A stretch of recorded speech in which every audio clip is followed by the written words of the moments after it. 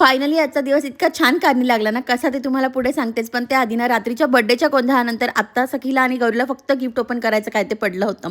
त्यांचे सगळे गिफ्ट्स वगैरे ओपन करून दिले. ही जी स्कूटर आहे ना, हिची ॲडजस्टमेंट करता बापरे नाकी नऊ आले होते. बॅग आणली होती आणि आमच्या डॉलूला तर तुम्ही काल रात्रीच भेटले. ह्या पोरींचा तमाशा बघून ना मला अगदी नको नको झालं होतं. पण मला शूट होते आणि ते कंप्लीट करायचेच होते.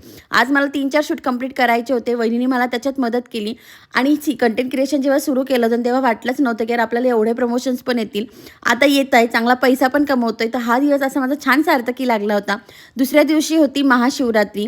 मी, आई, सखी, गौरी सकाळी सकाळी छान आवरून मंदिरात गेलो. डेफिनेटली नेहमीपेक्षा जरा जास्तच गर्दी होती आज आमच्या मंदिरात. आम्ही तसं रोजही जातो.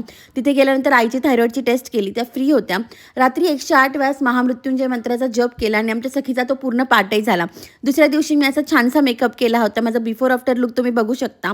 तर हा केला होता मी एक रील शूट करण्यासाठी. कशी दिसते ते खाली कमेंटमध्ये सांगा. चला उद्या भेटू.